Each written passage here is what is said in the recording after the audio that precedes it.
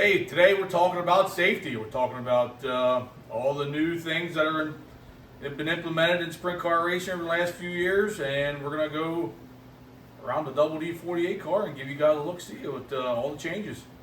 Hi, I'm Danny Dietrich, sprint car mechanic and driver. I've been around racing my whole life, and it's pretty much all I know. We created this channel to share the good and the bad and everything in between. Our crew might not be the most experienced or professional, but we get it done and we have a good time doing it. We'll show you what it's really like racing weekly at some of the best tracks in central Pennsylvania. I'm also going to share some sprint car tutorials, mechanics, parts, and whatever else I feel like. So like, subscribe, and ring that bell for notifications. Enjoy the ride. Yeah, boy.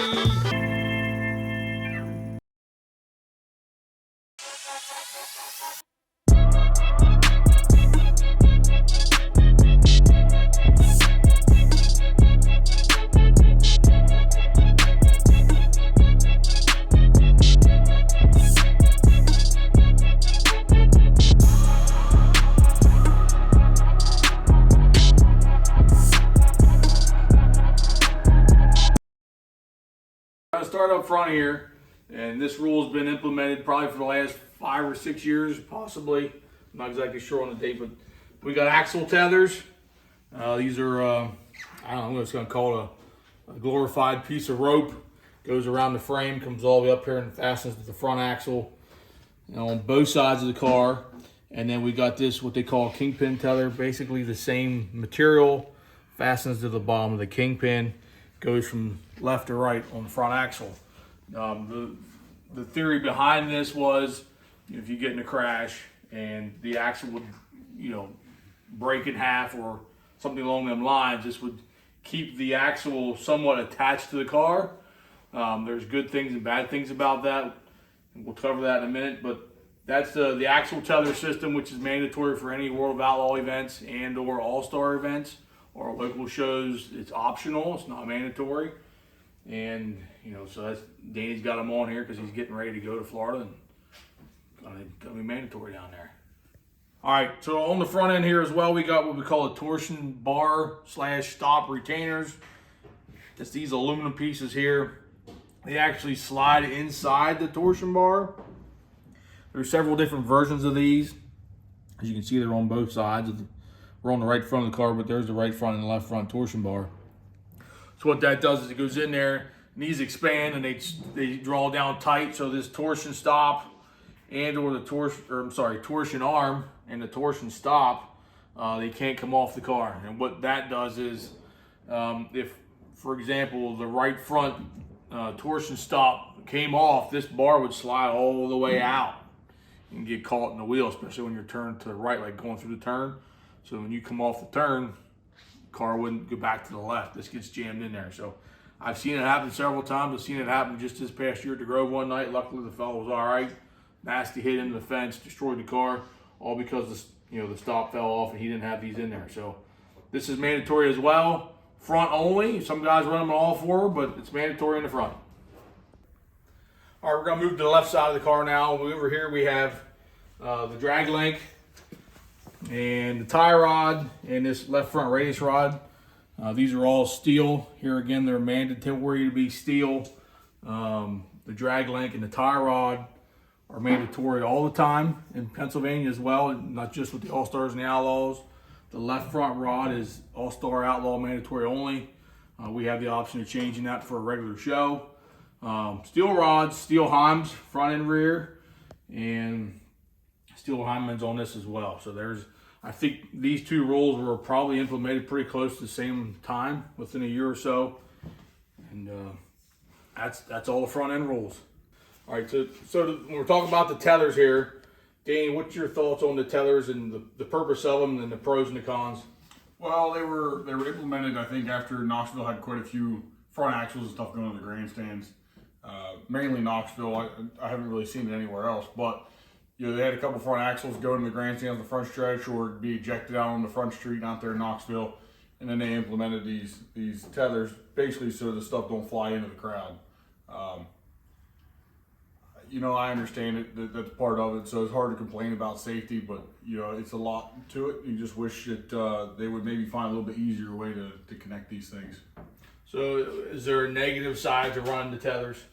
No, there's no negative signs, just an added cost for all the racers. Yep, so cost-wise, you're probably looking at around, what? $500 for the whole All tether three set. pieces. Yep. So there's another $500. But they do last quite a while, but if you have multiple cars, you figure that's $1,000 plus your spares. Yeah, we got $1,500 in tethers here. So there's the tethers. The drag link, the tie rod system, steel.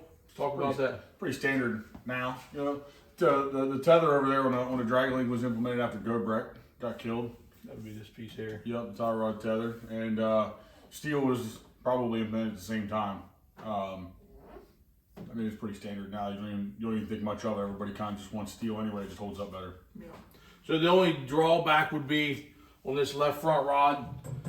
If you were to clip something with your left front tire, where an aluminum rod may give more, the rod's steel, so it's a lot stronger, and it may even damage the frame right here where it's connected. If you take some impact on the front there. Yeah, I think the biggest, like you said, that's the biggest thing is damaging the frame. We try to run the lightest left front rod we can, so that way you kind of in steel, obviously, so that way you get a little strength and you get a little give at the same time. When nothing gives, sometimes the steering box tends to fail, or you have more trouble with the steering box instead of having a drag link or radius rod bend. So you try and find a balance. There you go. There's the ins and outs of the front end tether and still drag link radius rod system. What's the cost difference from the old rods to the new rods? Anything? Probably double. Yeah, it's been so long since we've ran aluminum drag link and tie rod that nobody even thinks about running aluminum anymore. So it's pretty just standard just to buy steel, and people don't even want aluminum if it was offered. Yeah, the one more thing about the drag link and the tie rod, I believe there is a thickness.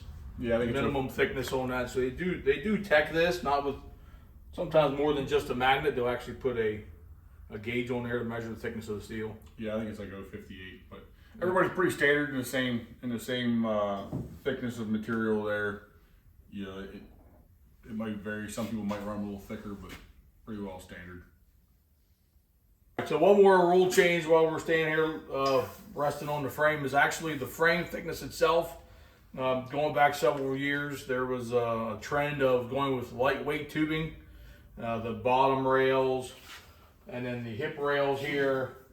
Some of the other rails, guys would for performance-wise, the actual metal flexing and for the actual weight of the car, guys would go with thinner rails, and then you'd find that things would be bending or breaking or flying apart. So once the sanctioning bodies caught on to that, they went with a minimum thickness, and they tech the cars for that now. Yeah, you got to be 095 top bottom rails, and then every bar around the cockpit pretty much has a standard rule as far as how thick you got to be, and they check it. We get a sticker on the back of the cage, and it says you've been through tech and the frame's been checked. Yeah, so it's a kind of a big role, and there's been definitely several instances over the years, even as recent as 2 years ago, where guys were showing up at the track with cars that were found illegal, and then they're sent home or disqualified. So yeah, don't show up with a reused sticker. Yeah, keep a fresh sticker on there. All right, the next thing as we're working our way around the car, we're back to the cockpit here. We got these, we call them World of Outlaw bars. They've been mandatory for probably the last 3 seasons. This bar here wasn't here forever, really. And then you had this section of the roll cage that was just open. And the Outlaws and the All-Stars, I believe, made the rule after there was some injuries and some cage damage where the cages would push down towards the driver. And they made these mandatory. There's a couple different versions of this, but they all basically have the same pickup point. They do have some that that are short that come from here to this bar, but this is a Maxim chassis, And this is the standard World of Outlaw bar that Maximum supplies. Here again, they have a minimum thickness like everything else on the car, and that's a must-have to get through that tech. You're getting your car tech, you gotta have them Outlaw bars, both sides of the car. All right, next on the list is the seat. Got this nice shiny Ultra Shield seat here. Danny's got mounted in his car all ready to go. We call this a full containment seat. If you're new to sprint car racing, you probably don't know anything different, but if you've been around for a long time, like myself or Danny, when we started in racing, we didn't have a full containment seat. There was no halo around your head. There were no shoulder supports either. It was just basically a bottom of the seat, and you had the rib supports, and then a high back seat's what they call it. So they made this mandatory as well. Here again for safety. It really cradles the driver, keeps their shoulders in, keeps their head in. A lot of protection there. You got your protection around your ribs. Definitely a big improvement. A lot of the other roles, sometimes you can think about, this maybe isn't really worth it. I would definitely say this is probably one of the biggest safety improvements we've ever had. From a driver standpoint, you get in a crash, and luckily you're lucky to just jump out of there, and really your neck's not hurting so bad, and your shoulders and everything else. So full containment seat, been in the rules for quite a while, and wouldn't race without one. Ultra Shield, we're gonna have them at RUPW. Give us a call, we can fix you up if you need a seat. All right, the next thing is seat belts. Simpson seat belts here. Danny runs Simpson, as do I. These are 2-inch Hans belts, and all the seat belts have an expiration date on them. These expire June of 2024, so he's got a whole another season and a half on these. Here again, they will be teched by the All-Stars, the Outlaws. They look at your seat belts. Sometimes our local series, sometimes they look at them, sometimes they don't. But regardless, it's good to have fresh seat belts in your car. I really wouldn't recommend running them past your expiration date. I know some people do, but they do actually, show some wear on them over time. From going to the car wash, the water, They get hard. They get hard. Yeah. Yep, the material itself gets hard, and keep some fresh seat belts in your car. It's important because it's what's holding your ass in there. All right, so the last topic, and definitely the most hottest topic lately, is fire suppression systems, fire bottles. If you're following along, you know that the World of Outlaws have made it mandatory for 2023, every car to have a fire suppression system in it. Danny has one here. He's got it mounted on his car, and Danny's going to talk about it. And Danny, tell us about the fire bottle and how you went about getting one and every process, to get to this point to where you're ready to go racing. Well, it was pretty easy to get. You just get on Lifeline's website and order one. That's what I did. I know there's some speed shops that have them, but we don't have them. We may get them. I don't foresee us getting them. The Outlaws are going to make it mandatory. Only the Outlaws. The All-Stars, they're kind of waiting to see what happens. There's not much to it here. There's a bottle that you got to fasten somewhere on the side of your car, around the cockpit. You can put it on the other side, but there's a lot going on the other side. On this side, really all we have is our fuel lines, small ones. It is a little bit of a pain in the butt to mount.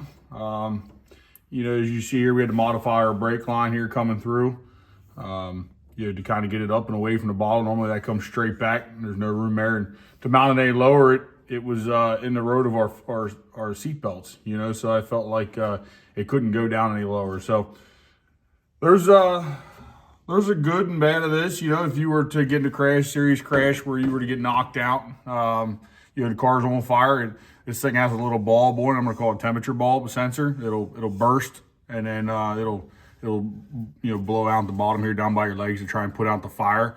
The bad thing about it is the temperature sensor is what I'm told about 140 to 150 degrees, which in the summertime it's pretty hot. It's already 90 some degrees sometimes, and it's right here. The mufflers, the headers are just on the outside of this panel. You got your brake rotor here, and I feel like sometimes there's a lot of heat right here in this general area.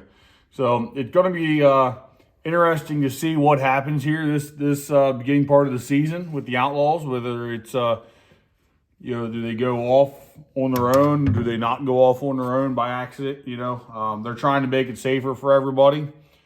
there's a push-pull handle in here that they have made mandatory with this. Mine's not mounted just yet. It's just kind of in position where I'd like to have it. But another thing is that wraps down around here. There's a cable right here.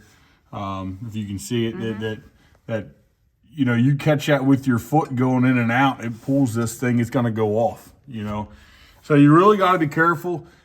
I wouldn't mind the bottle. This safety cable, not a fan of it at all. I think there's going to be some people who have this daggone thing go off sitting in the pit area just trying to get out of the race car, just because there's not a lot of room for this. So I did talk to World Outlaw Tech, and they said I can put the handle right here off the bottle as long as I can reach it. So I don't see why I wouldn't be able to. I'm probably just going to put the little red handle right down here, right off the bottle, wire tie it fast to the frame, and I know I can reach it right here. So that's all they want is you to be able to reach your handle. They're not really worried about somebody else being able to grab it.